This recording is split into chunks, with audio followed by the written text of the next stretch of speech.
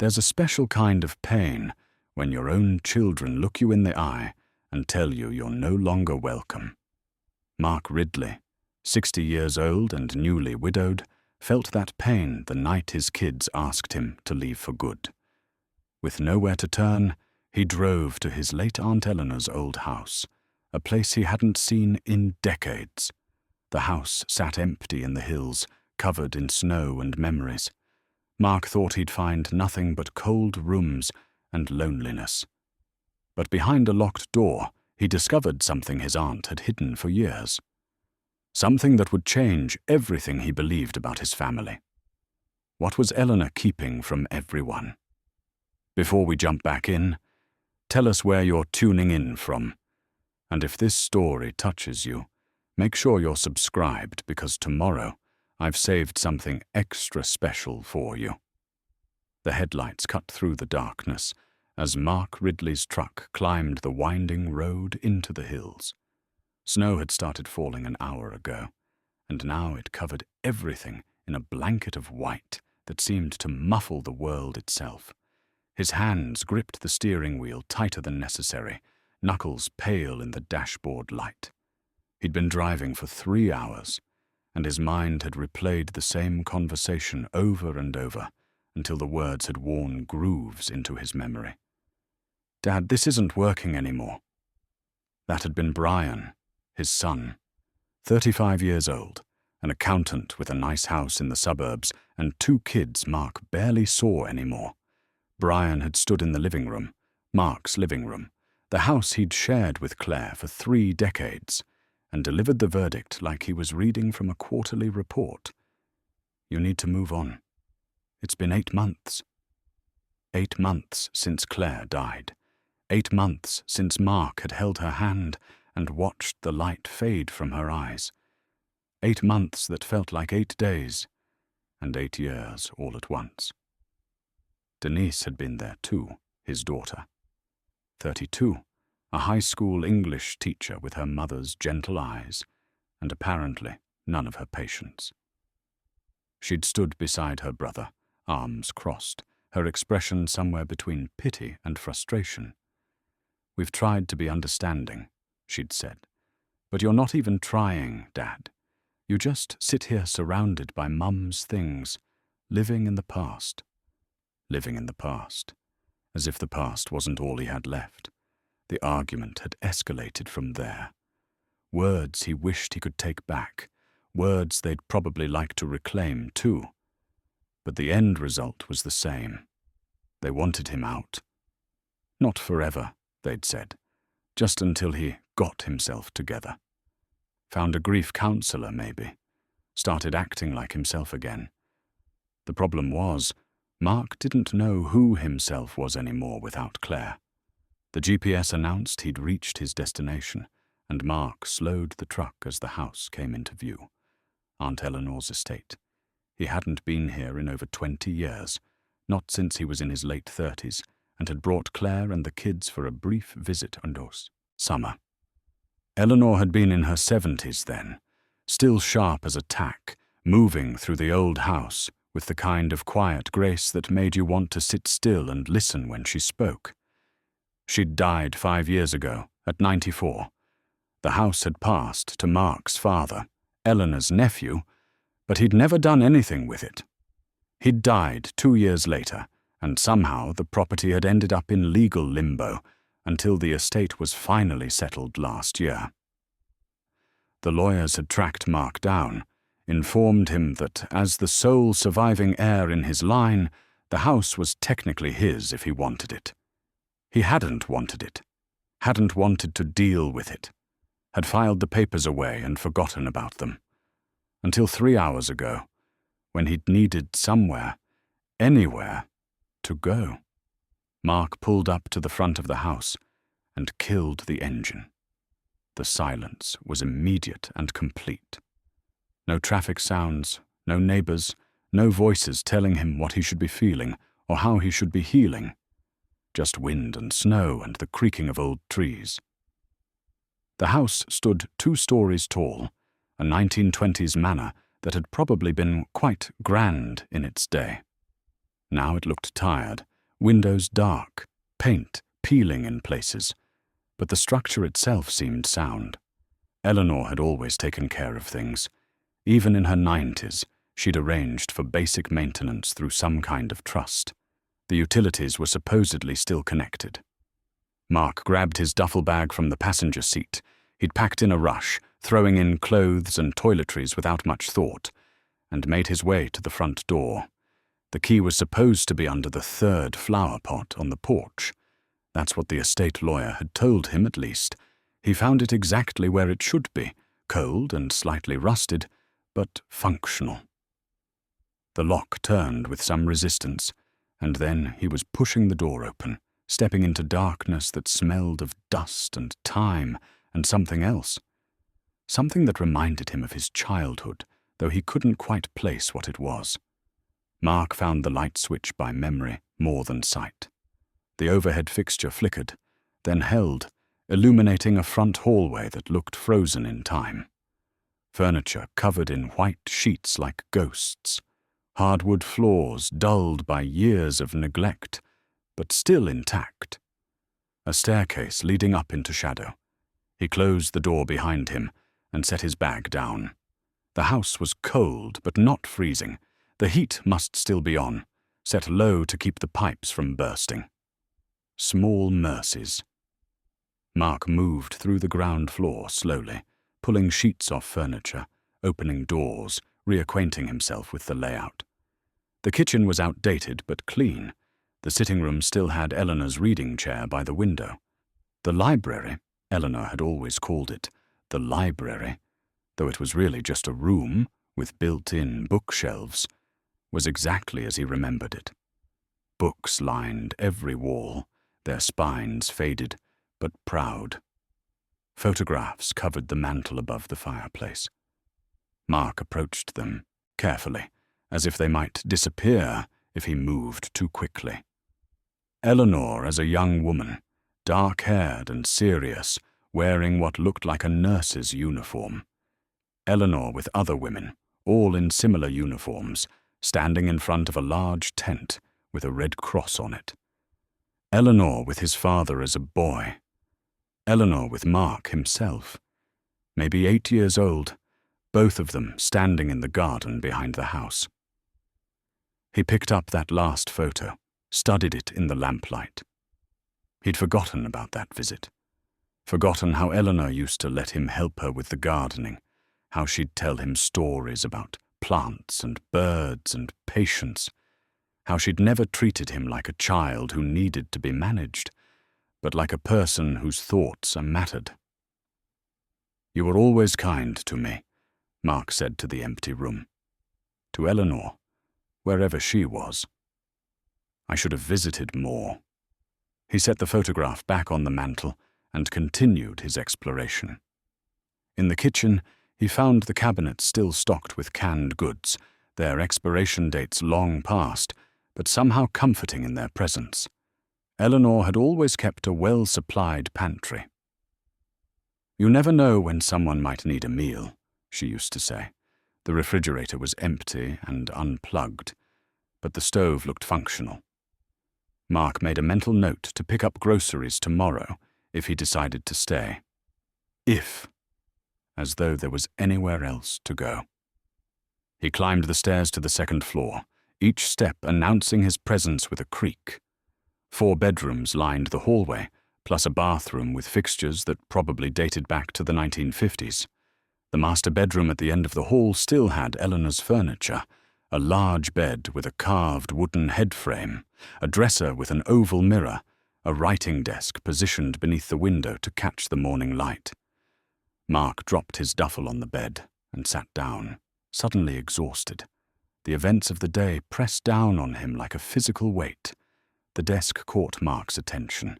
It was the kind of desk that invited correspondence, with small drawers and compartments built into its design. Mark stood and crossed to it, running his hand along the smooth wood. A layer of dust came away on his fingers. He tried the top drawer.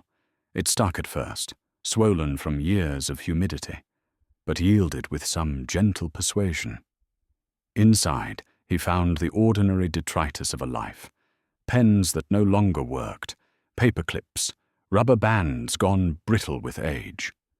But beneath these items lay something more substantial: a leather-bound journal, its cover worn soft with handling. Mark lifted it carefully. The leather was dark brown, almost black, and between some of the pages he could see the pressed shapes of flowers, their colors faded to brown and gold. He opened to the first page and saw Eleanor's handwriting, precise and elegant even in what appeared to be a personal diary. January 3rd, 1943, the first entry began. Today I reported for duty at the 45th General Hospital. I am terrified and exhilarated in equal measure. The other nurses seem so confident, so certain of their purpose. I wonder if they feel as unready as I do, or if I am the only one who lies awake at night, wondering whether I have the strength for what's coming. Mark sank into the desk chair, the journal open in his hands. 1943. Eleanor would have been in her early 20s then, just starting her service as a wartime nurse. He'd known she'd served, of course, everyone in the family knew that much, but she'd never spoken about it in any detail. Never shared what it had been like, what she'd seen, what she'd felt. He read entry after entry, watching Eleanor's words chart her transformation from uncertain girl to confident professional. She wrote about the other nurses, about doctors who worked miracles with too few supplies, about soldiers who joked even as they died, determined to make their passing easier on those around them. And then, in an entry dated March 7th, 1943, a different tone entered her writing. There is a soldier in Ward C who looks at me as though I am the only real thing in a world gone mad. His name is Lieutenant Whitmore, though he insists I call him Jonathan. He was brought in 3 days ago with shrapnel wounds to his leg and side. The doctors say he'll recover fully, given time and rest. He says he'll recover faster if I'm the one changing his dressings. I told him that was medically inaccurate. He smiled and said some things can't be measured by medicine. I find myself thinking about that smile at odd moments throughout the day. Mark smiled himself, recognizing the sound of someone falling in love despite all intentions to remain professional. He continued reading, found more entries about Jonathan, how he'd been a teacher before the war, how he read poetry and could quote entire passages from memory, how he'd grown up on a farm in Iowa and missed the smell of turned earth in spring. The entries stretched late into the night as Mark sat reading, unable to stop. He watched Eleanor's love story unfold across the pages, Jonathan's discharge, his return to duty, the letters they exchanged, the war's end, their plans for a future together. When Mark finally looked up, pale morning light was filtering through the windows. He'd read through the entire night without realizing it. His back ached from sitting in one position for so long, but he barely noticed. He was lost in Eleanor's story, in this window into a life he'd never known existed. He stood stiffly and walked to the bedroom window, looking out at the snow-covered grounds. Somewhere in this house was the rest of Eleanor's story. He could feel it, the way you feel a presence in a dark room. There were more secrets here, more pieces of a puzzle he hadn't known he was solving. Mark made coffee in the ancient kitchen percolator and stood at the window, watching dawn break over the property. His phone buzzed with messages from Brian and Denise, but he ignored them. Whatever they had to say could wait. Right now, he needed to understand what Eleanor had left behind. After breakfast, he returned to the master bedroom and began a more systematic search. In the closet, he found a small wooden box tucked behind Eleanor's shoes. Inside were several old keys on a ring, some folded papers, and a tarnished silver locket. Mark opened the locket with careful fingers. Inside were 2 photographs, faded but still visible. On the left, Eleanor in her nurse's uniform, young and serious. On the right, a handsome man in military dress with kind eyes and a slight smile. He turned the locket over, engraved on the back, "To my dearest E, until we meet again. J.W. Jonathan Whitmore." Mark unfolded the papers next. One was a letter, addressed to Mark in Eleanor's familiar handwriting. His hands trembled slightly as he opened it. "Dear Mark," it began, "if you're reading this, you've come home. This house and everything in it is yours now. But more than that, the truth is yours. Behind the East Wing door is my real life, the one I could never share. I'm trusting you with it. You were always the one who understood. The key with the blue ribbon opens the door. What you find there will answer questions you didn't know to ask. Be kind to my memory. But more importantly, be kind to yourself. You deserve a second chance at happiness. Love always, Aunt Eleanor." Mark looked at the ring of keys. One had a blue ribbon tied through its loop, newer than the others, as though Eleanor had added it specifically for this purpose. He walked through the upstairs hallway with new awareness, looking for the door Eleanor had mentioned. At the end of the hall, he found it. Heavy oak with ornate brass hinges, a door he'd barely noticed the night before. Mounted beside it was a small brass plaque. "Private ER." Mark fitted the key with the blue ribbon into the lock. It turned smoothly. He pushed the door open and stepped into a room that took his breath away. Unlike the rest of the house with its dust and neglect, this space was pristine. A sitting room, perfectly preserved, furnished in the style of the late 1940s. Photographs covered every wall. Eleanor and Jonathan, together and separate, documenting their wartime romance. A writing desk sat by the window. A cedar chest rested at the foot of a small daybed.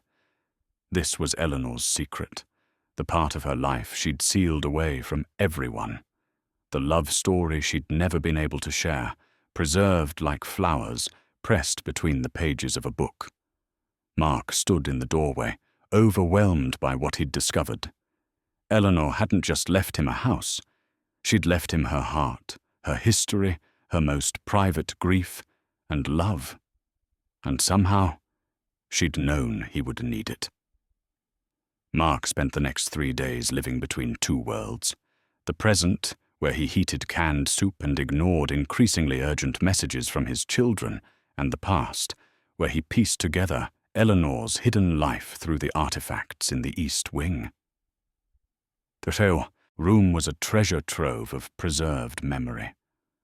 Mark found bundles of letters tied with string, dozens of them, correspondence between Eleanor and Jonathan spanning their entire relationship. He read them chronologically, watching their love deepen through words exchanged across an ocean, across a war, across the uncertainty of whether they'd survive to build the future they planned. Jonathan wrote beautifully. His letters were filled with observations about the men he served with, descriptions of landscapes scarred by war, philosophical musings on mortality and meaning. But threaded through everything was his devotion to Eleanor, his certainty that she was what he was fighting to return to. "My dearest Eleanor," one letter read, dated November 1945. "I'm writing this from a dreary office in Belgium, counting the days until I can see your face again instead of just your photograph. The brass keeps finding reasons to delay discharges. But I promise you, I'm doing everything in my power to expedite the process. I dream about the house we'll buy, the garden you'll plant, the mornings I'll wake up beside you. That dream is what kept me alive through the war, and it's what keeps me sane now, during this interminable peace." Eleanor's copies of her own letters revealed her matching devotion, though her words were more practical, more grounded. She wrote about her work at the hospital, about saving money for their future, about looking at properties where they might settle. She'd found this very estate, Mark realized, had identified it as the perfect place to build their life together. March 1947, Eleanor had written. I've found it, Jonathan. The house I've been searching for. 40 acres backing onto forest. A manor house that needs work but has good bones, a creek running through the property. I can see our life here so clearly. You teaching at the local school, me working at the hospital, evenings on the porch watching the sunset. I've made an offer. By the time you come home, it will be ours. But Jonathan never came home. Mark found the telegram tucked between the letters, its words stark and bureaucratic. The Department of War regrets to inform you that Lieutenant Jonathan Whitmore was killed in a training accident on March 18th, 1947. Further details to follow. A training accident. 3 weeks before Jonathan was supposed to return to Eleanor. 3 weeks before they would have started the life they'd been planning for 4 years, and a senseless accident had taken him. Mark sat in the quiet room, holding the telegram, feeling the weight of Eleanor's devastation across the decades. He understood that feeling, the cruel randomness of death, the way it made no sense, followed no logic. Claire had survived raising 2 children, decades of marriage, countless small dangers, and then cancer had taken her in 8 brutal months, despite every treatment, every prayer, every desperate bargain Mark had tried to make with a God he wasn't sure he believed in. In the cedar chest, Mark found a wedding dress wrapped in tissue paper, ivory silk, simple but elegant, with delicate lace at the collar and sleeves. Eleanor had bought it in anticipation of Jonathan's return. Had it made or purchased it ready-made, preparing for a wedding that would never happen. Beneath the dress lay more treasures, a framed photograph of Jonathan in full dress uniform, Eleanor's nursing cap from the war, a small box containing Jonathan's military decorations sent to her after his death, and at the very bottom, a leather-bound ledger that made Mark's hands shake as he opened it. The ledger documented charitable giving, starting in 1950 and continuing for decades. Eleanor had taken Jonathan's death benefits, perhaps $20,000, a substantial sum in 1947, and invested it carefully. Then she'd used the returns to help others. Medical bills paid, scholarships funded, families in crisis supported, all of it documented in Eleanor's meticulous handwriting, all of it done anonymously. June 1952, one entry read, Thompson family, surgery for son's clubfoot, what $200. The mother cried when the hospital told her an anonymous donor had covered the costs. I thought about Jonathan, about how generous he was, how he would have wanted his death benefits used to help people. This feels right. This feels like honoring him. Page after page of entries, hundreds of thousands of dollars given away over the years. Eleanor had lived modestly in this big house, driven an old car, worn practical clothes, and quietly transformed lives with the money Jonathan had left her. Mark's phone rang, startling him out of the past. Denise's name appeared on the screen. He answered this time, unable to ignore her any longer. Dad? Oh, thank God, we've been so worried. I'm fine, sweetheart. I'm sorry I didn't call sooner. Where are you? Are you really at Aunt Eleanor's?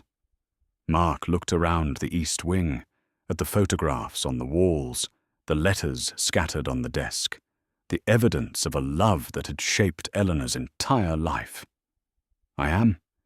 And Denise, I've found something remarkable.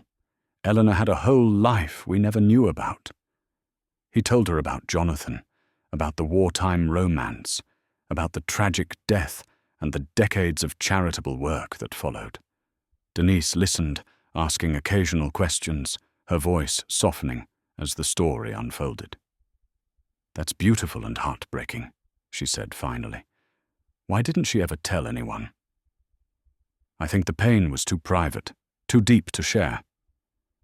Mark paused. "I understand that now, more than I did before. Dad, Brian and I, we need to apologize. The things we said, asking you to leave, we were wrong. You were scared. You were watching me disappear into grief and didn't know how to help." "That doesn't excuse it." Denise's voice caught. "Mum died, and we made it about us instead of supporting you. Your mother's death was hard on all of us. We all handled it badly." Mark stood and walked to the window, looking out at the snow-covered grounds. "But I think I'm starting to find my way. Being here, learning about Eleanor, it's helping me understand something important." "What's that?" "That grief doesn't have to destroy you. It can transform you if you let it." After the call with Denise, Mark felt steadier.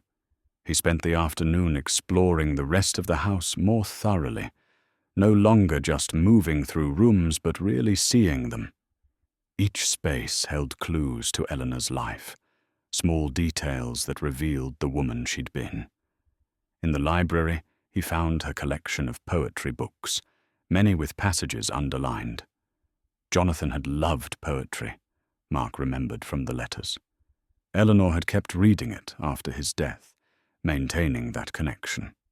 Pressed flowers marked certain pages. Flowers from the property, Mark guessed, each one a small memorial. He found more photographs tucked into books. Eleanor, at different ages, always alone or with groups, but never with another man. She'd devoted her entire life to Jonathan's memory, had never allowed herself to love again. Mark thought about that as he made dinner. More canned soup, eaten standing at the kitchen counter. Was that devotion or fear? Loyalty or self-imprisonment?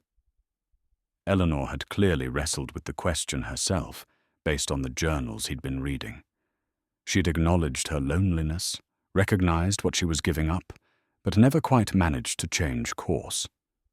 His phone buzzed with a text from Brian. "Denise told me what you found. Can we visit this weekend? I'd like to see where you are."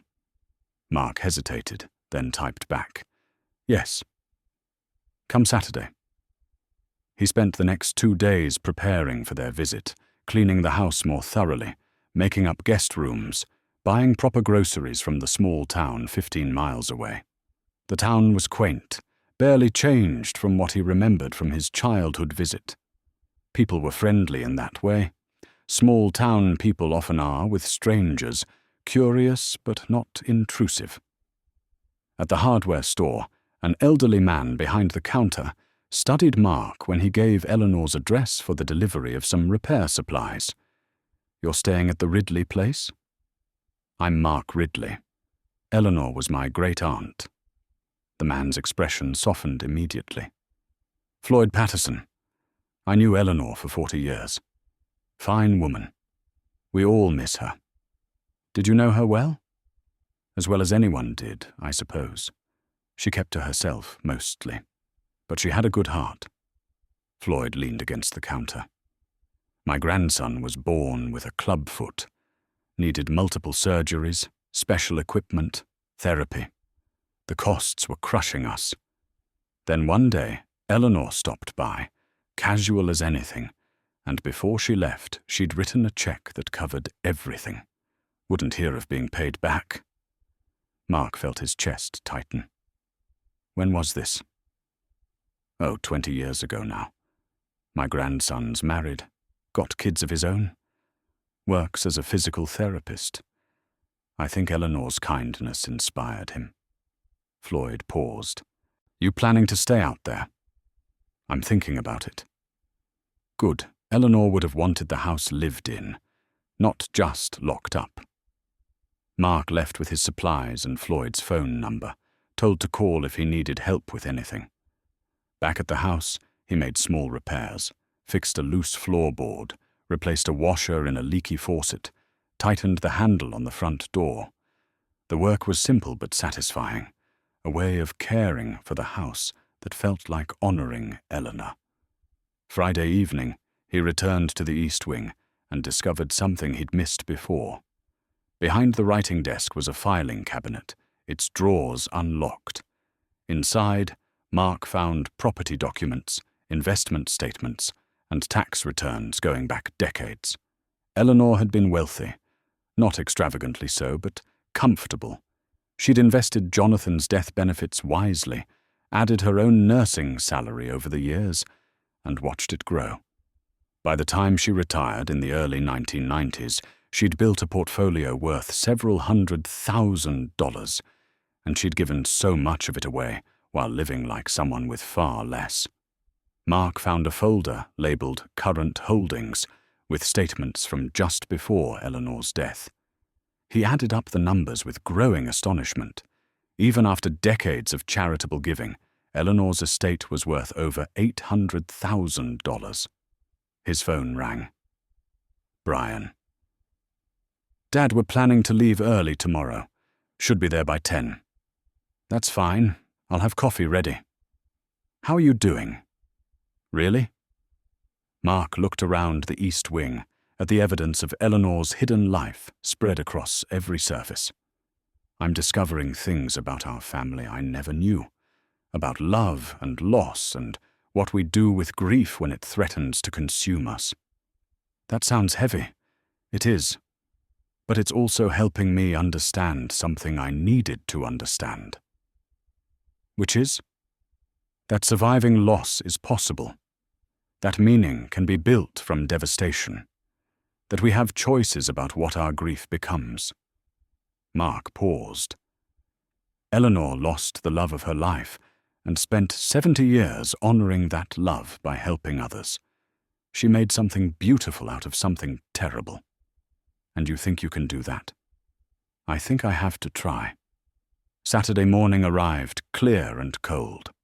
Mark was up early, making coffee and breakfast preparations, when he heard Brian's SUV pull into the driveway. He walked out onto the porch to greet them, Brian and his wife Anne, their 2 children, Denise and her husband Paul, with their daughter Sophie. The children tumbled out first, excited by the grand house and snowy grounds. The adults approached more cautiously, their expressions uncertain. This was the first time they'd seen Mark since the argument that had driven him away. Dad, Brian said, stopping at the bottom of the porch steps. Hello, son. Come in. All of you. I want to show you something. Mark led them through the house, telling Eleanor's story as they walked. He showed them the library with its collection of poetry and pressed flowers, the sitting room where Eleanor had lived her quiet life, and finally, the East Wing, the preserved sanctuary where Jonathan's memory lived in photographs and letters, and the wedding dress that was never worn. Denise stood in the center of the room, slowly turning to take in the photographs covering the walls. Tears streamed down her face. She loved him her whole life. She did, Mark confirmed. And when she couldn't have the life she'd planned with him, she used his death benefits to help others, turned her grief into something that made the world better. Brian picked up one of Jonathan's letters, read it carefully. This is remarkable, Dad. She was remarkable. I'm learning that. I'm also learning something else. Mark pulled Eleanor's letter to him from his pocket, the one that had urged him not to seal himself away. Eleanor regretted her isolation. She warned me not to make the same mistake. The family spent the morning exploring the house and grounds. Mark showed them Jonathan's memorial in the woods, the clearing with its stone bench and granite marker. Denise sat on the bench for a long time, reading the inscription, processing the weight of Eleanor's decades-long devotion. It's beautiful, she said finally, but so lonely. Yes, Mark agreed. That's exactly what it is. Back at the house, over lunch, They talked more openly than they had in months. Brian apologized formally for asking Mark to leave. Denise apologized for judging how he grieved. Mark apologized for shutting them out, for being so consumed by his own pain that he couldn't see theirs. "Mum was our mother," Denise said, her voice thick with emotion. "We lost her too. And then we felt like we lost you. You didn't lose me. I just got lost for a while." Mark looked around the table at his family. "But being here, learning about Eleanor, I'm finding my way back." After lunch, while the children played upstairs, Mark showed Brian and Denise the filing cabinet, the investment statements, the ledger documenting Eleanor's charitable work. "She left all of this to me," Mark said, pulling out the will he'd found. "The house, the land, the money, all of it." Brian's eyes widened as he scanned the documents. "Dad, this is nearly $1 million. 800,000, give or take. What are you going to do with it?" Mark had been thinking about this constantly since discovering the will. "Continue what Eleanor started. She left instructions, families she was supporting, scholarships she was funding. I can't just abandon those commitments." "That's a huge responsibility," Denise said. "It is. But it's also purpose, and I need that right now." Mark pulled out the list of Eleanor's ongoing charitable commitments. "There are families depending on support," she promised, "students counting on scholarships. I need to honor those promises."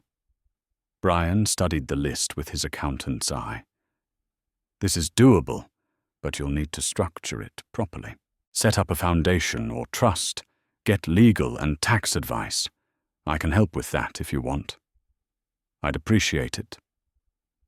They spent the afternoon discussing logistics, making plans, sketching out how the Eleanor Ridley Foundation might work. Denise offered to help research recipients and vet applications. Anne suggested ways to expand the giving beyond Eleanor's existing commitments. Even Paul, normally quiet, contributed ideas about community outreach. Mark watched his children engage with Eleanor's legacy and felt something shift inside him. They were building something together, creating meaning from loss, not just his loss, but Eleanor's as well. 3 generations connected by grief, transformed into purpose. That evening, after the family had eaten dinner and the children were watching a movie in the sitting room, Mark took Brian and Denise to the library. He'd set up a display of Eleanor's medals and commendations, which he'd found earlier that week, hidden in a box under a floorboard. "There's more to her story," Mark said. "Things even I just discovered." He showed them the medals, decorations for bravery under fire, a Purple Heart for injuries sustained during an air raid. He showed them the citations describing Eleanor running into burning buildings to save wounded soldiers, pulling 3 men from a collapsing field hospital during a bombing. "One of those soldiers was Jonathan," Mark explained. "She saved his life in 1944, only to lose him 3 years later." Denise traced her finger over the Purple Heart. Why didn't she ever tell anyone? Why hide this? I think she saw it as just doing her job. The war was full of people doing extraordinary things. Maybe to her, it wasn't worth mentioning. Mark paused. Or maybe talking about it meant talking about Jonathan, and that was too painful. Brian picked up a photograph of young Eleanor in her nurse's uniform, bandaged but smiling, standing with other nurses in front of a field hospital. We never really knew her, did we? No. But we have the chance to honor who she was, even if we didn't know it while she lived. Later, after everyone had gone to bed, Mark sat alone in the East Wing. He'd been reading more of Eleanor's journals, particularly the entries from her later years.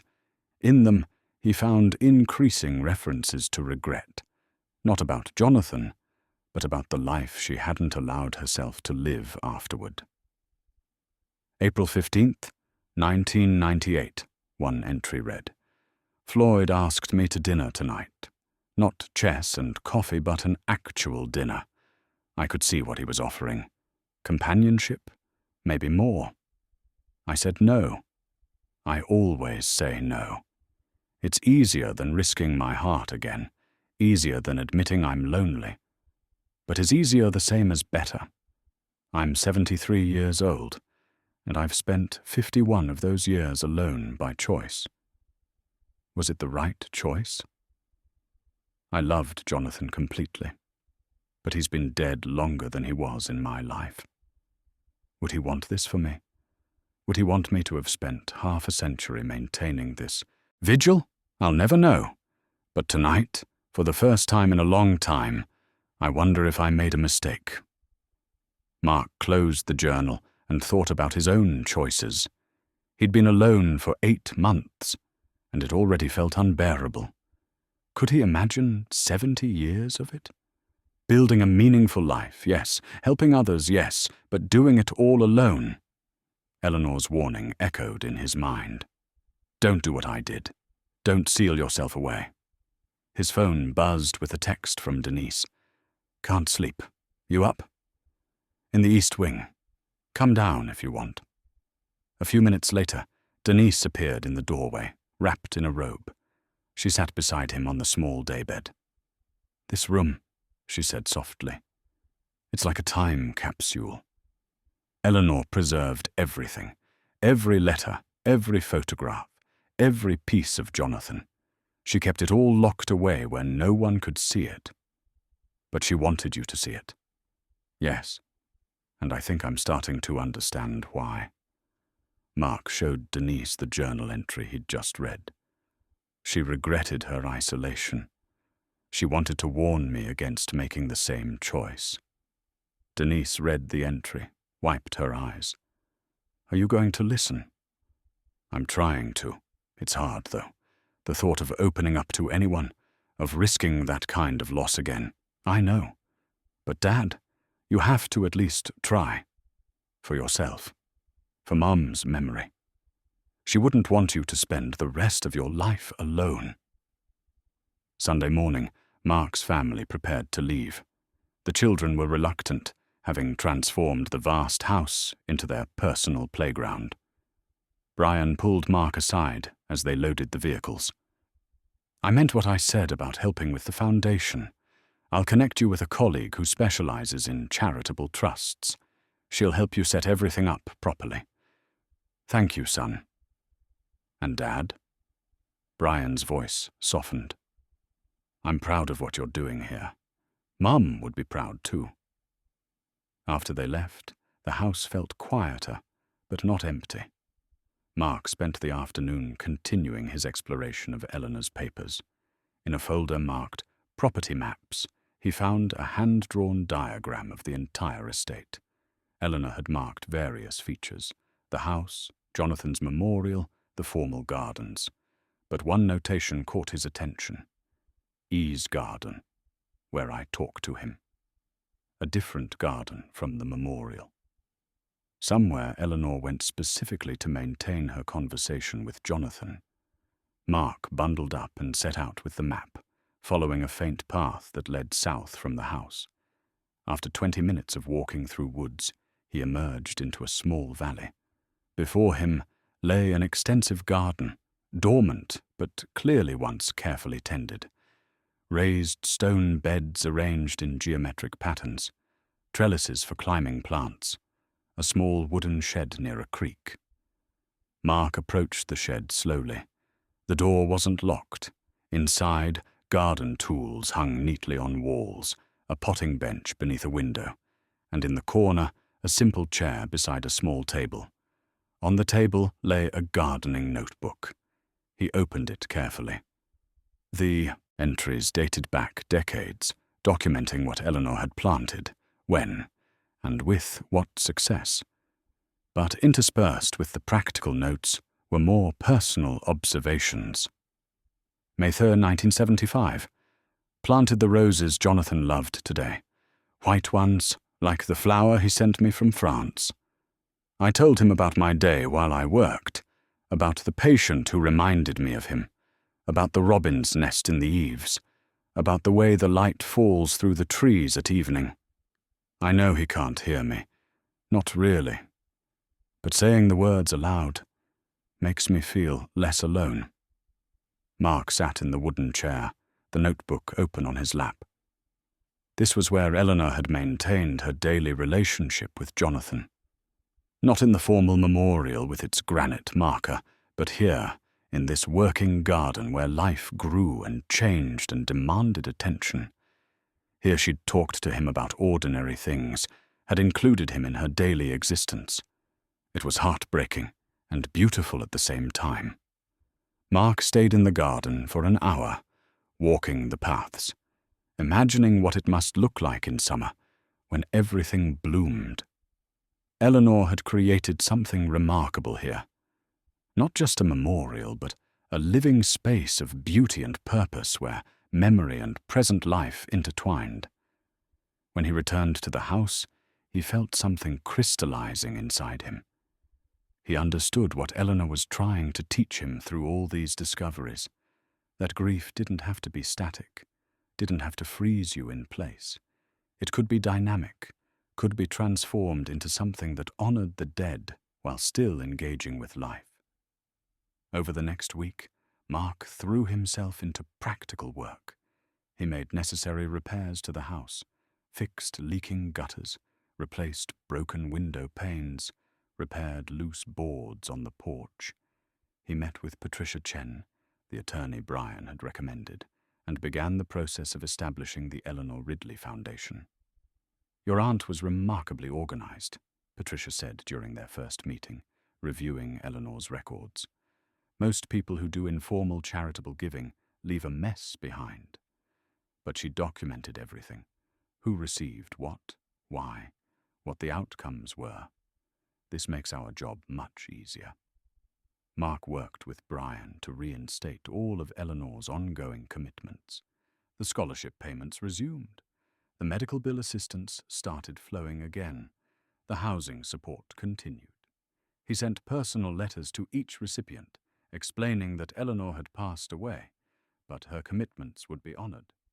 The responses overwhelmed him. Letter after letter arrived thanking Eleanor, sharing how her generosity had changed lives. A young woman wrote about finishing nursing school because of Eleanor's scholarship, about accepting a position at a veterans' hospital. A father wrote about his wife's cancer treatment, about how Eleanor's assistance had allowed them to focus on healing instead of drowning in debt. Mark read each letter carefully, feeling the weight and beauty of what Eleanor had accomplished. She'd touched so many lives, created ripples of positive change, all while living quietly in this house. But he kept coming back to Eleanor's warning about isolation, about the danger of building walls so high that nothing could get through them. Eleanor had helped countless people, but she'd done it from a distance, always maintaining her separation, never letting anyone truly close after Jonathan died. On a Thursday afternoon, 3 weeks after his family's visit, Mark's doorbell rang. He opened the door to find Floyd Patterson standing on the porch, leaning on a cane. "Hope I'm not intruding," Floyd said. "I was in the area and thought I'd check on how you're settling in." Mark invited him in, made coffee, and they sat in the library. Floyd looked around the room with obvious affection. "I was here many times over the years," he said. "Eleanor and I had a standing chess game every Thursday afternoon for nearly 20 years. I didn't realize Eleanor had close friends. She kept her circle small, but the friends she had, she valued." Floyd sipped his coffee. "I heard you're continuing her charitable work, setting up a foundation. Word travels fast. Small town. Plus, some of the families she helped have been talking. They're grateful." Floyd set down his cup and looked at Mark directly. "But that's not really why I'm here. I'm here because Eleanor asked me to come." Mark straightened. "What do you mean?" She left me a letter to be opened 1 month after her death. In it, she predicted you'd end up at this house. She asked me to wait a few weeks after you arrived, then come talk to you. Floyd reached into his jacket pocket and pulled out an envelope. She also left you this. Said I'd know when the time was right to deliver it. The envelope was addressed to Mark in Eleanor's handwriting. Mark took it with trembling hands, set it aside for a moment. She also asked that I tell you something first, Floyd continued, about regret, about choices made and not made, about the cost of safety, when what you really need is courage. He paused. Eleanor and I could have been more than friends. She knew it. I knew it. But she was never ready to let Jonathan go, even after all those years. And that's her big regret. Not that she loved Jonathan, but that she let that love become a wall instead of a foundation. After Floyd left, Mark sat alone with Eleanor's final letter. He built a fire in the library fireplace, poured himself coffee, and settled into the reading chair. Then he opened the envelope with careful hands. "Dear Mark," it began, "if Floyd has delivered this letter, it means you've been at the house for about a month.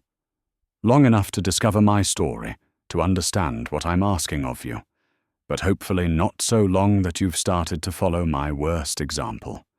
I'm going to be direct because I don't have time for subtlety.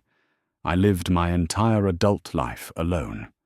After Jonathan died, I convinced myself that loving someone that much once was enough for a lifetime, that opening myself to that kind of loss again would destroy me.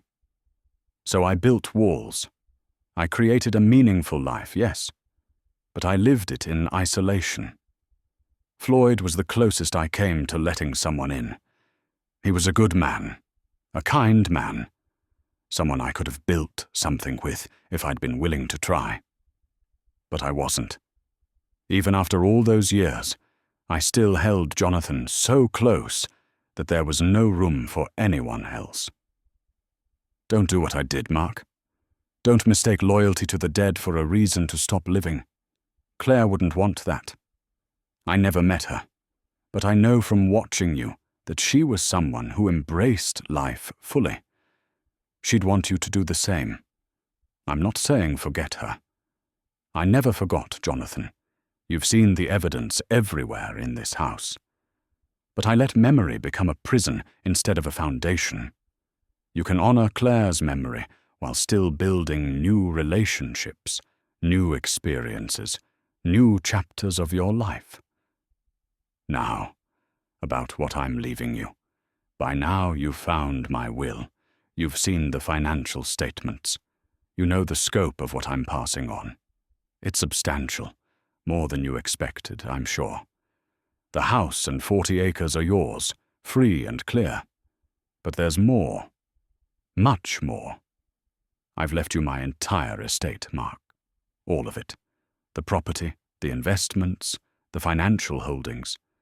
As of my last accounting, the total value is approximately $847,000. I imagine you're overwhelmed right now. That's understandable. But listen carefully to why I'm doing this and what I'm asking in return. This money represents Jonathan's death, benefits, invested wisely over 70 years, plus my own savings from decades of nursing. I used portions of it to help others, but I was always careful to preserve the principle, to ensure the work could continue. That's your first responsibility. Continue the charitable work. I've left detailed lists of ongoing commitments, scholarships, medical bill assistance, family support. These are promises I made, and I'm trusting you to honor them. But here's the important part, the real reason I chose you, instead of leaving everything to an institution or splitting it among distant relatives. This isn't just about distributing money. It's about using this gift to rebuild your life. I've been watching from a distance for years, Mark. I saw how you loved Claire, how devoted you were during her illness. I saw your children's impatience with your grief. I knew that when she died, you would struggle. And I knew you would need something to anchor you, something to give you purpose when everything felt meaningless. This house, this money, this work, it's not just an inheritance. It's a lifeline. It's permission to rebuild your life around something meaningful. It's proof that even devastating loss can be transformed into something that helps others. But here's my condition, and it's more important than any legal requirement. Use this gift to stay engaged with life. Use it as a bridge to connect with people, to be part of the world, not a substitute for living. Help others, yes. Continue my work, yes. But don't make my mistake of doing it all from behind walls. Let people in, Mark. Let yourself be known and seen. Let yourself build new relationships without feeling like you're betraying what you had before. That's my real request. Not just that you continue my charitable work, but that you truly live while doing it. I made something beautiful here, but I made it alone, and that was my mistake. You have the chance to do what I couldn't, to grieve fully, to honor your loss, but then to open yourself to new connections, new possibilities, new love if it comes. The money gives you the resources to build whatever your second chance looks like. Use it wisely. Use it generously. But most importantly, use it as a tool for engagement, not isolation. I'm trusting you with everything I built, Mark. Honor that trust by being braver than I was. With love and hope for your future, Eleanor. Mark read the letter 3 times, each reading revealing new layers of Eleanor's intention. She'd left him everything, not just the house, but her life's accumulated wealth. Nearly $1 million, built from Jonathan's death benefits and 70 years of careful stewardship. The responsibility was enormous. But so was the gift. Mark set the letter down and pulled out his phone. He called Brian. "Dad, everything okay?" "I need to tell you something. Eleanor left me more than I initially thought. Much more." He explained about the letter, about the full extent of Eleanor's estate, about her explicit instructions for how it should be used. Brian listened without interrupting, his accountant's mind probably already organizing the information. "That's a significant amount, Dad. We'll need to move quickly on the foundation setup. Get the legal structure in place, reinstate those ongoing commitments immediately. Some of those families have probably been wondering why the support stopped." "I know. I've been thinking about that constantly. I'll call Patricia tomorrow, expedite everything. We can get temporary payments set up through your personal account until the foundation is established." Brian paused. "How are you feeling about all this?" "Overwhelmed, honored, terrified." Mark looked around the library. "Eleanor didn't just leave me money. She left me a mission, a purpose, a reason to keep going. That's what you needed." "Yes, but she also left me a warning about isolation, about building walls, about mistaking safety for living. She's asking me to do something much harder than managing money." "What's that?" "To stay open, to let people in, to use this gift as a bridge back to life, not a fortress to hide behind." After hanging up, Mark walked through the house, seeing it with new understanding. Every room, every choice Eleanor had made, every piece of preserved history. It was all his now. The responsibility of it pressed down on him, but underneath the weight was something else. Hope. Possibility. The sense that he'd been given not just resources, but permission to rebuild his life. The next 3 weeks passed in intense activity. Mark met with Patricia multiple times, signing papers, establishing the Eleanor Ridley Foundation's legal structure, setting up bank accounts and payment systems. Brian worked alongside him, managing the financial details with his characteristic precision. They reinstated all of Eleanor's ongoing commitments. The scholarship payments resumed. The medical bill assistance started flowing again. The housing support continued. Mark sent personal letters to each recipient, explaining the brief interruption and assuring them that Eleanor's promises would be honored in full. The responses moved him deeply. A college student wrote about nearly dropping out when the scholarship payments stopped, about the relief of being able to continue her nursing degree. A single father wrote about his terror when the medical bill assistance disappeared, about what it meant to know it would continue. Each letter represented a life touched, a burden lifted, a hope maintained. Mark also made a decision that surprised himself. He called the community center and asked about grief support groups. A woman on the phone gave him information about a group that met Tuesday evenings. "It's a good group," she said. "Very supportive. A lot of people who've lost spouses." "I'll think about it," Mark said, but he'd already decided to go. That Tuesday, Mark drove into town for the first time since Floyd's visit. The community center was a modest building near the library, warm and welcoming inside. About 15 people sat in a circle in a small meeting room. Mark took a seat, his heart pounding. An older man who introduced himself as the facilitator welcomed Mark and asked if he wanted to share anything.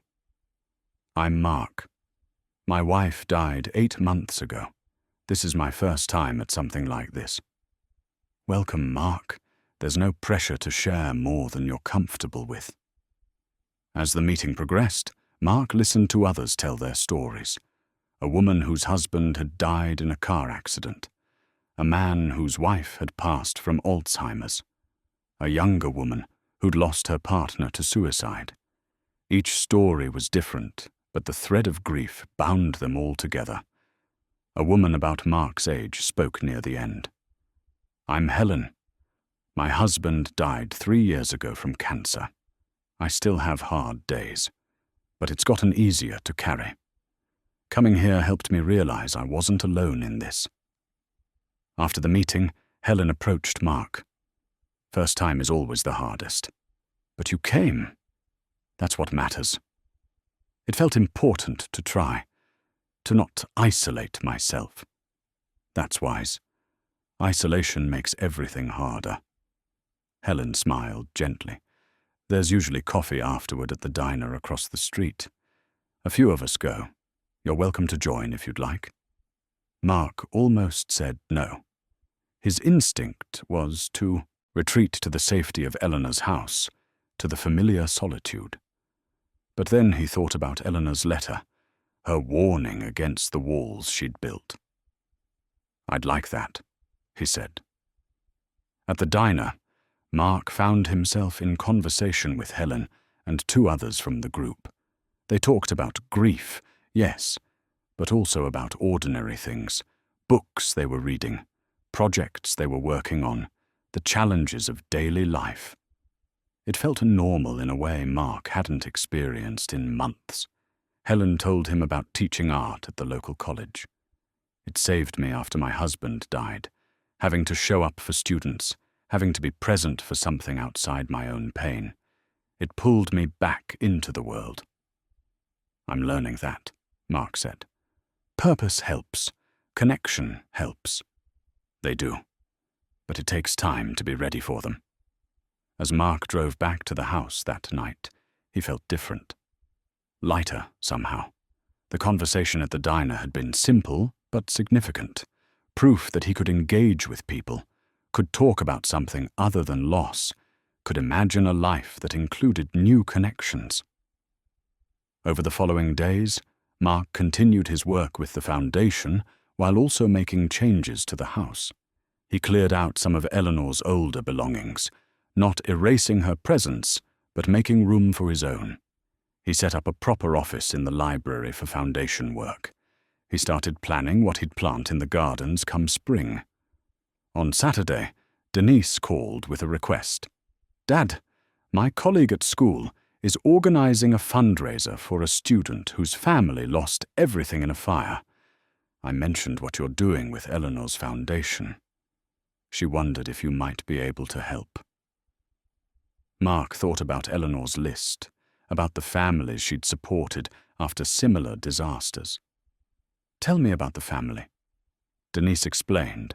A single mother with 2 young children, lost their home and most possessions, struggling to find stable housing while working full-time. I'd like to help, Mark said. And Denise? I'd like to come to the fundraiser too, if that's appropriate. Really?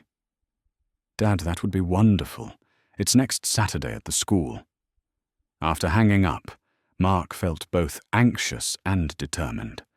This would be his first public appearance in his new role, his first real step into the community, as someone other than the grieving widower hiding in a big house.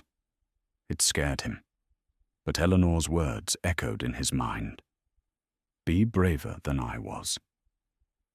That evening, Mark sat in the East Wing and wrote in the journal he'd started keeping beside Eleanor's. Dear Eleanor, I'm trying to do what you asked. I went to a grief support group this week. Met people who understand what it's like to lose someone you built your life around. One woman, Helen, invited me for coffee afterward. We talked. Just talked. About ordinary things and grief and the work of rebuilding. I'm scared of opening up, scared of risking my heart again. But I'm also starting to understand what you were trying to tell me. That staying closed off isn't protection, it's imprisonment. That honor doesn't require isolation. Next week, I'm going to a fundraiser at Denise's school. I'll meet people, engage with the community, represent the foundation publicly. It feels enormous, but also necessary. You left me more than money and property. You left me an example, both of what to do and what not to do. The charitable work, yes. The devotion to memory, yes. But not the walls.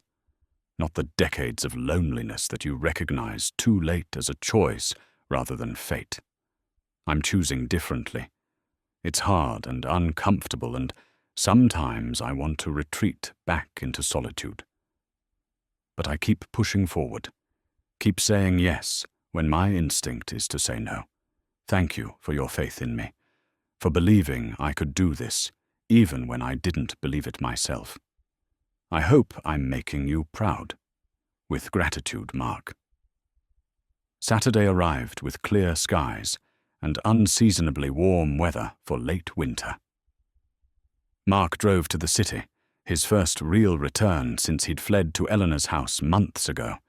The drive felt different now, not an escape, but a choice, a deliberate engagement with the world he'd been hiding from. The high school gymnasium was packed with families, students, and community members. Tables lined the walls displaying donated items for auction, baked goods for sale, information about the family being helped. Mark felt overwhelmed by the noise and crowd after weeks of relative solitude, but he pushed through the discomfort. Denise spotted him immediately and rushed over. "Dad, you came!" I said I would. She hugged him tightly, relief evident in her grip. "Come meet everyone." Mark met Denise's colleagues, the school principal, several parents who'd organized the event. Everyone was friendly, welcoming, curious about this father Denise had mentioned who was doing charitable work.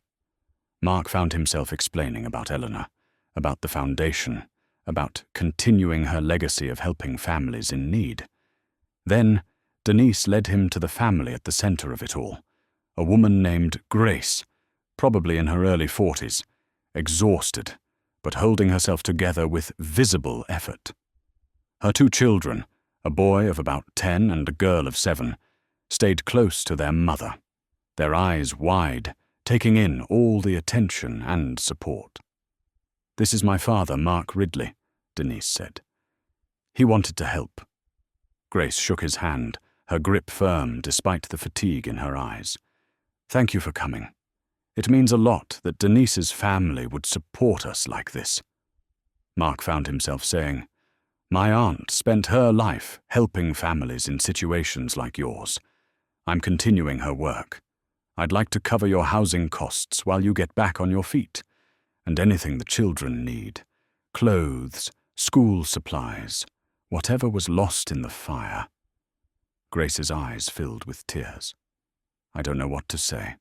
We've been staying with my sister, 5 of us in her 2-bedroom apartment.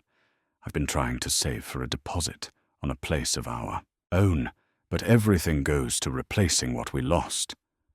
You don't need to explain, just accept the help. That's what the foundation is for." Mark spent time talking with Grace's children too, learning about their interests, what they missed most from the fire. The boy, Thomas, had lost his entire collection of books. The girl, Amy, talked about her art supplies burning up. Mark made mental notes, planning to replace not just necessities, but the things that brought them joy. As the afternoon progressed, Mark found himself in conversation after conversation. A teacher named Ruth shared her struggles with affording classroom supplies on her salary, how she spent hundreds of dollars of her own money each year on materials for students whose families couldn't provide them. A parent talked about her elderly mother's mounting medical bills, the impossible choice between her mother's care and her own children's needs.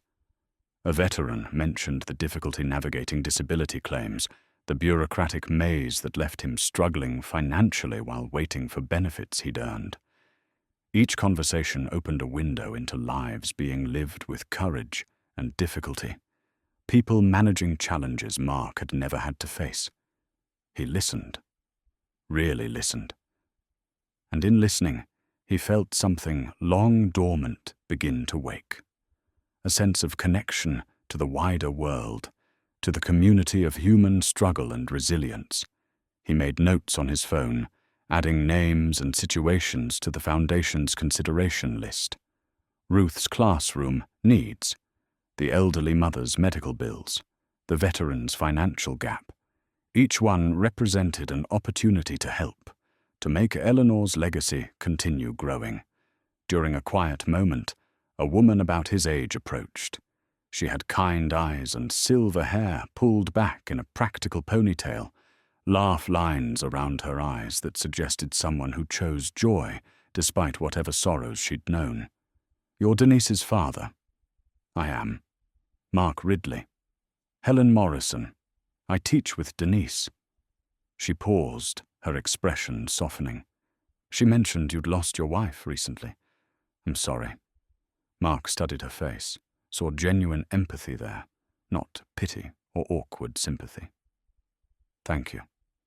My husband died 3 years ago. Cancer. So I understand something of what you're going through." Recognition sparked. "Helen from the grief group?" Her face brightened with surprise. "You're the Mark from Tuesday. I didn't make the connection with Denise's last name. It's good to see you here. It takes courage to show up like this. I'm learning that hiding doesn't help, that engagement, even when it's uncomfortable, is better than isolation."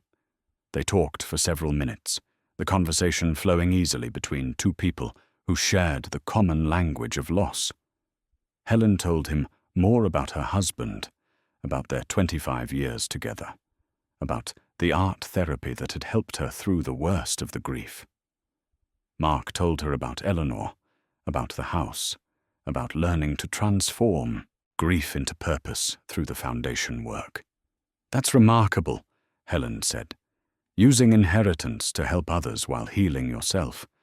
Your aunt sounds like she was an extraordinary woman." She was, though I'm only learning that now, after her death. I knew her as a kind aunt who lived alone.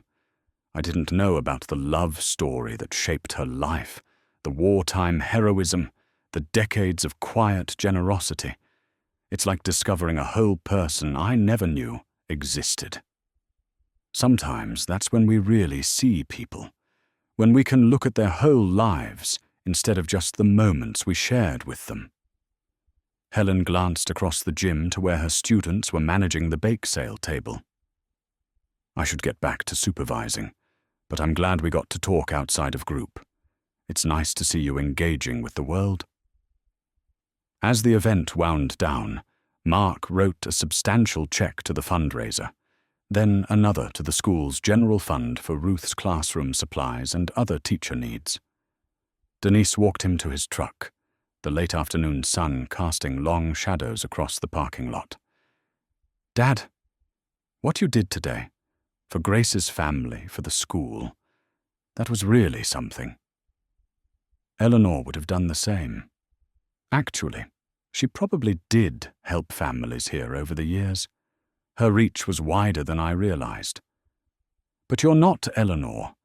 You're choosing this yourself. You're not just following her instructions. You're making it your own. Denise leaned against the truck. You seem different. More present somehow. More like yourself again. I'm trying to be. Eleanor left me more than just money and property. She left me an example of how to transform loss into purpose, and a warning about the cost of isolation, about building walls so high that nothing can get through them. You're not isolated. You have us, and I noticed you talking with Helen quite a bit. Mark smiled slightly. She's from the grief support group I've been attending. It helps, talking with someone who understands what this journey is like. I'm glad you're doing that. Going to group, engaging with people, helping families like Grace. Mum would be so proud of you. Driving back to Eleanor's house that evening, Mark felt exhausted, but in a good way. He'd engaged with the world, had connected with people, had made a tangible difference in Grace's life and the school's resources. It felt right. It felt like honoring both Eleanor and Claire, like building something meaningful from the foundation of his grief. But more than that, talking with Helen had shown him something unexpected, that it was possible to discuss loss with someone who understood it, to share that burden without it crushing you. He wasn't ready for anything beyond friendship, might not be ready for years. But the fact that he could imagine having that conversation again, could see himself continuing to attend the support group, and maybe even getting coffee with Helen outside of it. That felt like progress. Back at the house, Mark built a fire and sat in the library with Eleanor's journals. He'd been reading them chronologically over the past weeks, but tonight he wanted to understand something specific. He searched for entries about Floyd, about their friendship, about Eleanor's awareness of what she was choosing not to pursue. He found what he was looking for in an entry from 2005, 15 years into their weekly chess games. Floyd asked me to dinner tonight. Not chess and coffee, but an actual dinner. I could see in his eyes what he was offering. Companionship, maybe more if I was willing. I said no, gently as I could. Floyd accepted graciously, said we could continue our chess games if I was comfortable with that. I am comfortable with chess. Chess is safe. Chess doesn't require opening your heart or risking carefully constructed walls. He's a good man, kind, patient, someone who understands loss because he's lived through it. In another life, in another version of myself, I could have said yes. But Jonathan still owns too much of my heart, even 58 years after his death. That's loyalty or cowardice, depending on how you look at it. Maybe both. I wonder what Jonathan would think of my devotion. Would he be honored or heartbroken? Would he want me to have spent my life alone? I suspect if our positions were reversed, if I'd died and he'd survived, he would have mourned me deeply, but eventually built a new life. He was braver than I am, more willing to risk his heart. Mark closed the journal and stared into the fire. Eleanor had known exactly what she was choosing and what she was giving up. And in the end, she'd regretted it enough to warn him against making the same choice. He thought about Helen, about the easy conversation they'd had, the understanding that flowed between people who'd survived similar losses. He thought about Claire, about what she would want for him. She'd been generous, warm, someone who believed in embracing life fully. She wouldn't want him to spend the next 30 years alone in this house, no matter how noble the work he was doing. Mark spent Sunday working in Eleanor's garden, the one beyond Jonathan's memorial, where she'd talked to him while tending growing things. The ground was still mostly frozen, but he could clear away dead growth, prune back overgrown shrubs, begin planning what he might plant come spring. As he worked, he found himself doing what Eleanor had done, talking aloud to Claire, telling her about the foundation, about reconnecting with Brian and Denise, about the family he'd helped at the fundraiser. To Eleanor, thanking her for the gift of purpose, for the warning against isolation, for seeing him clearly enough to know what he'd need. And gradually, without planning it, he talked to himself, acknowledging his fear of moving forward, his guilt about feeling anything beyond grief, his uncertainty about who he was becoming. "I loved her so much," Mark said to the cold air, his breath visible in the morning chill. "I still love her, but I'm starting to understand that love doesn't have to be a cage. Eleanor loved Jonathan her whole life, but she made it a cage.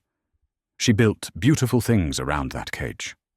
This house, the gardens, the charitable work, but she was still imprisoned by it. I don't have to do that. I can love Claire forever and still be open to whatever comes next." The words felt both true and terrifying, but speaking them aloud made them real, made them possible.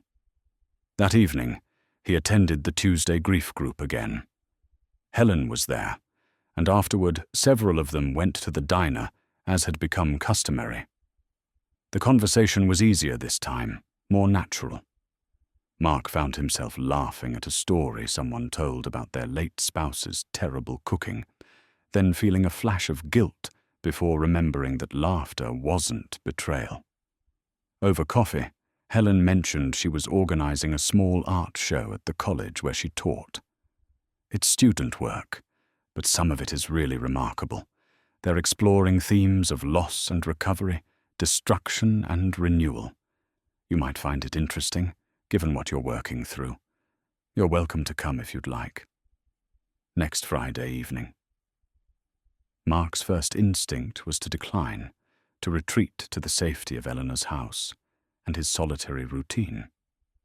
But he thought about Eleanor's letter, about choosing engagement over safety, about being braver than she had been.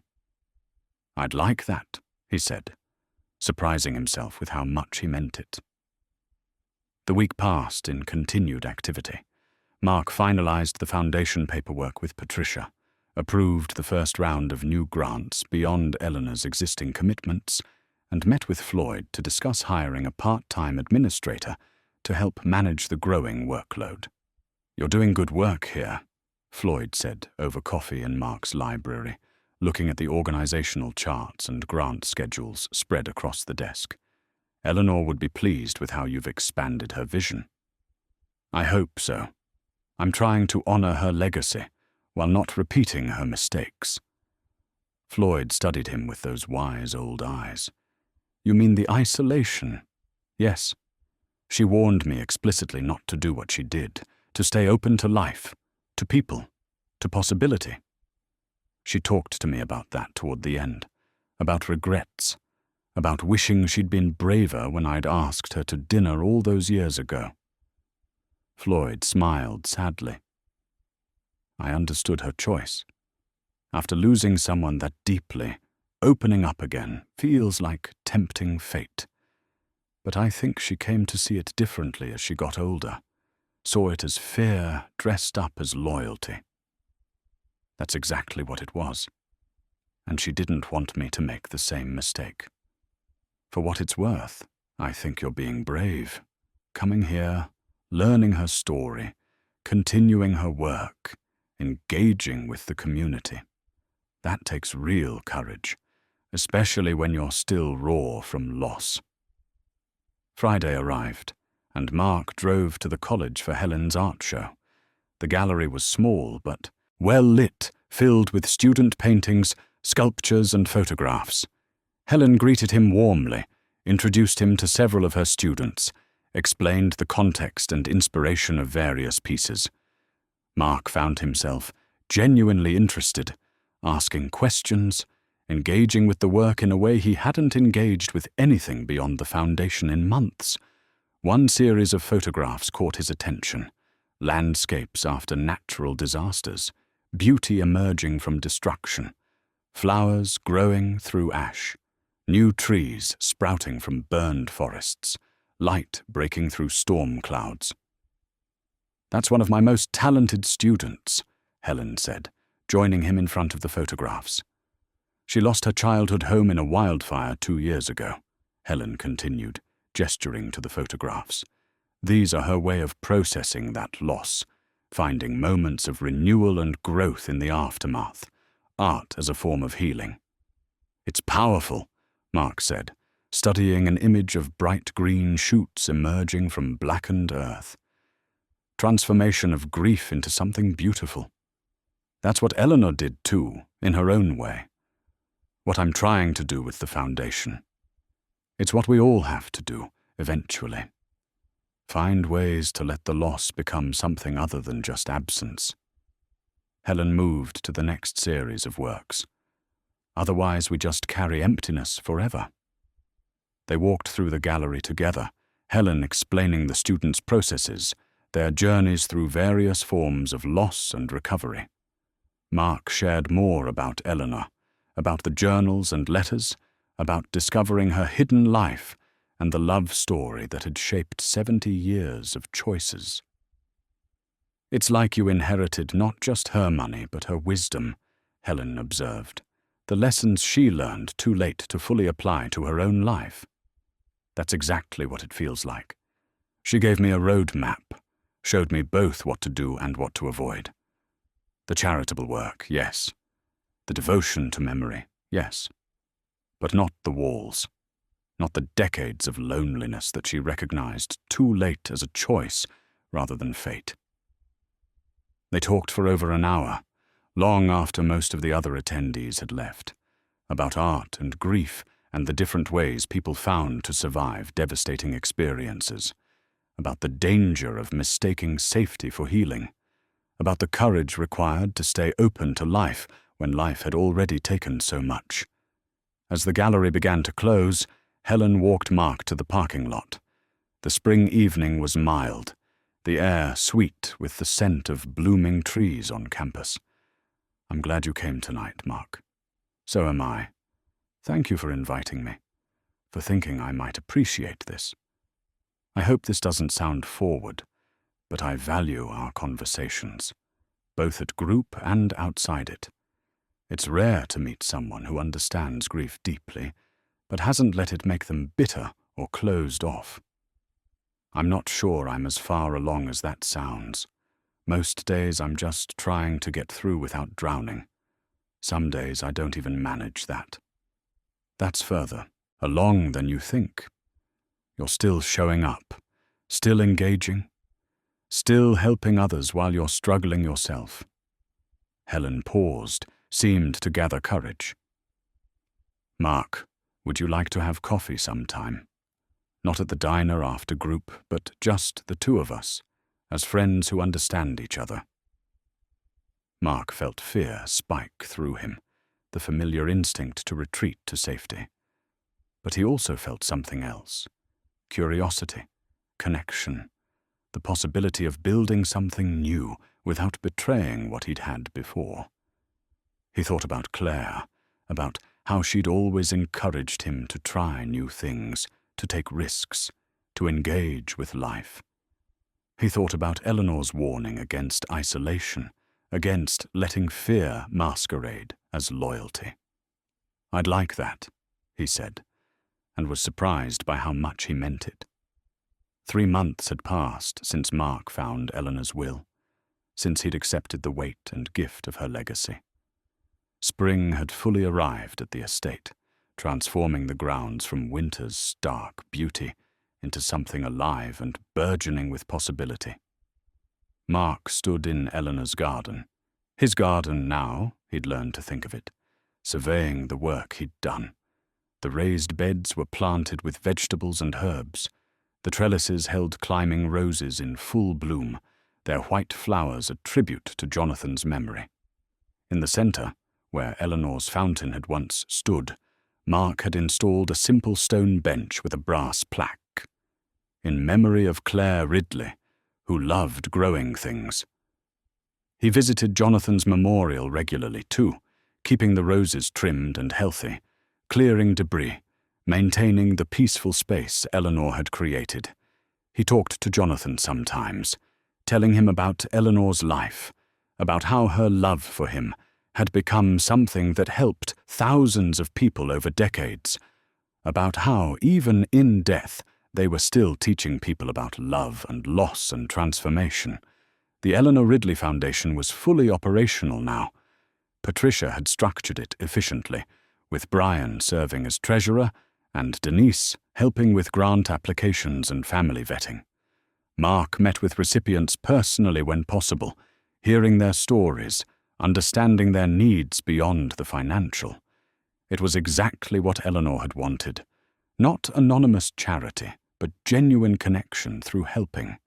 Grace's family was in stable housing now, the children thriving at school. Thomas had a new collection of books, and Amy had art supplies that she used to create paintings she gave to Mark as thank-you gifts. The scholarship students Eleanor had supported wrote regularly with updates on their progress, graduations, new jobs, families of their own starting.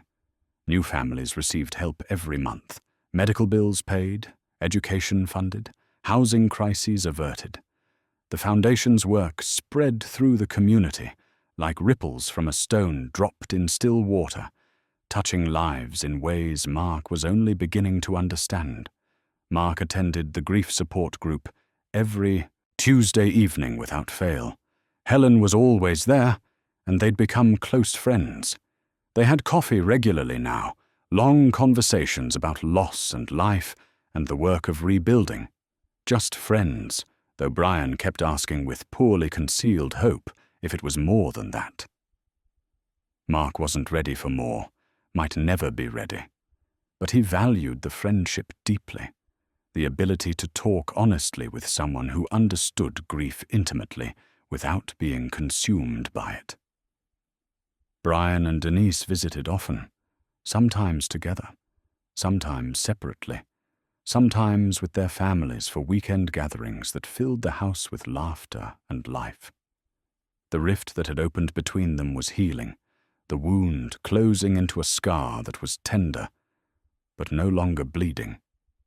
They'd learned to talk about Claire without it triggering arguments about grief and timelines, and whose pain was more legitimate.